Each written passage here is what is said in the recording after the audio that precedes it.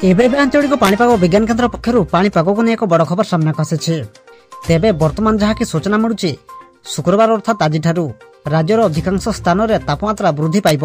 सूर्य प्रखर किरण सांग को पश्चिमा झड़र प्रभाव में दिन और रातिर तापमात्रा वृद्धि घटाइब। एहाद्वारा रातिर थंडार प्रभाव दृष्टांतमूलक भाव कमिजिब।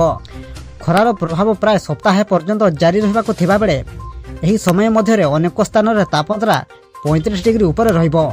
तेबे एहाको नै पाणीपाग विभाग किभଳି आकलन करिछि से नै भिडियो रे संपूर्ण अपडेट जानिबा, किंतु ता पूर्वरु भिडियो को गोटे लाइक करंतु और भिडियोटी को आपण मानक सांगसाथी मानक अधिकरु अधिक मात्रा शेयर करंतु। जदि आम चैनल आपण प्रथम थर भिडियो देखुचंती ताहले एबे ही चैनल को सब्सक्राइब करी पाखर थिबा बेल आइकन को प्रेस करी ऑल नोटिफिकेशन को ऑन कर रखंतु, जहा द्वारा आगो को पाणीपाग संबंधी लेटेस्ट अपडेट आपण माने सर्वप्रथम आम चैनल माध्यम रे पाई परिबे। आज राज्यर अधिकांश सहर रे तापमात्रा बढ़िथिबा बेले एही धारा आगो को जारी रहिबो। पाणीपाग केन्द्रर सूचना अनुसार राज्य में वर्तमान तापमात्रा वृद्धि पाई पाग अनुकूल रही।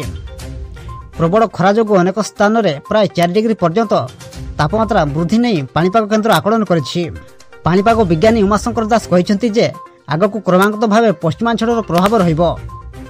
वर्तमान अफगानिस्तान निकट में गोटे पश्चिमा झड़ रही बेले यह पछकू इराक निकट में थिबा पश्चिमा झड़ मध्य प्रभाव पकाइबो।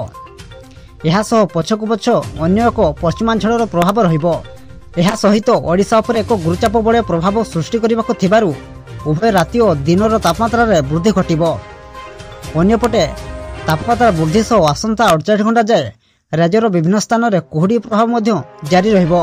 शुक्रवार अर्थात आज शनिवार सकाळ मध्य मयूरभंज, केन्दुझर, अनुगुड़, केन्द्रापड़ा, जगतसिंहपुर, पुरी, खर्दा, कटक, गंजाम, गजपति और नयागढ़ जिले में घन कुहुड़ी आशंका रही।